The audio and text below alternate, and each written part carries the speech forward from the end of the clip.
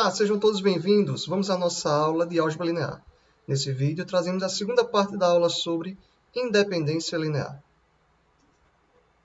Teorema da caracterização do conjunto LD. Um conjunto S, formado pelos vetores V1, Vn de V, é linearmente dependente se e somente se, pelo menos um dos vetores de S é combinação linear dos demais. Observe que temos aqui um se e somente se, ou seja, se o conjunto é LD, então pelo menos um dos vetores é combinação linear dos outros. E se pelo menos um dos vetores de S é combinação linear dos outros, então o conjunto é LD. Vejamos a seguir alguns exemplos que ilustram esse resultado. O conjunto S, formado pelos vetores 2, 1 e 4, 2, do espaço vetorial R2, é linearmente dependente. De fato, observemos aqui que o segundo vetor é o dobro do primeiro. Ou seja, o segundo vetor é uma combinação linear do primeiro. Portanto, o conjunto é LD. Ilustramos esse resultado aqui no gráfico a seguir, que traz exatamente os dois vetores V1 e V2 pertencentes à mesma reta do plano R2. Próximo exemplo, o conjunto S formado pelos vetores 2, 1, menos 1, 1 e 4, 5 do espaço vetorial R2 é linearmente dependente. Aqui no gráfico, podemos observar que o vetor V3 é igual a 3 vezes o vetor V1 mais 2 vezes o vetor V2. Repetindo, o vetor V3 é 3 vezes o vetor V1 mais 2 vezes o vetor V2. Portanto, V3 é combinação linear dos vetores V1 e V2. Portanto, o conjunto S é LD, linearmente dependente. Vamos a mais um exemplo? Consideremos agora o conjunto S, formado pelos vetores menos 1, 1, 2, 1, 2, 1 e 0, 6, 6 do espaço vetorial R3.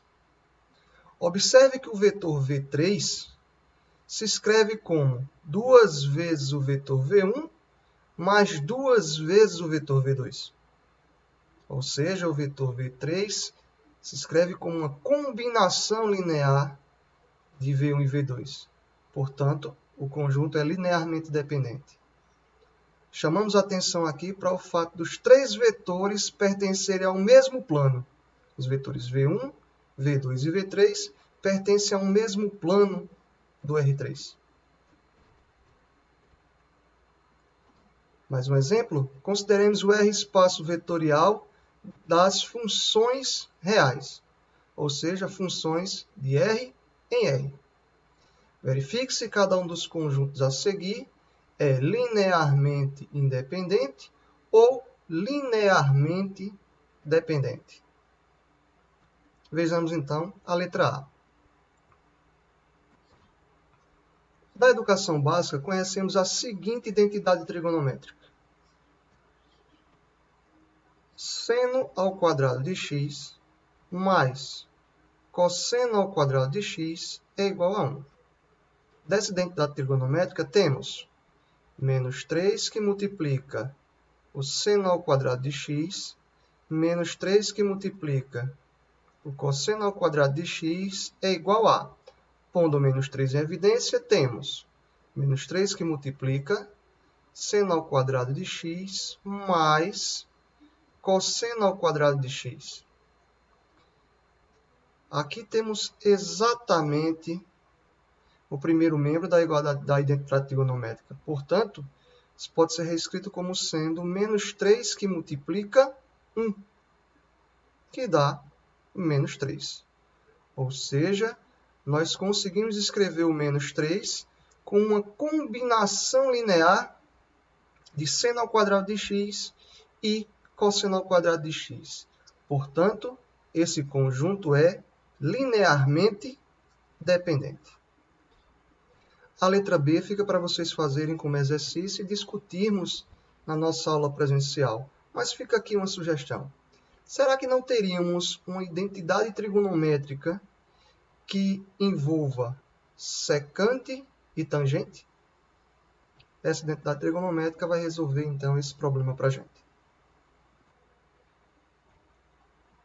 Seja V um K-espaço vetorial.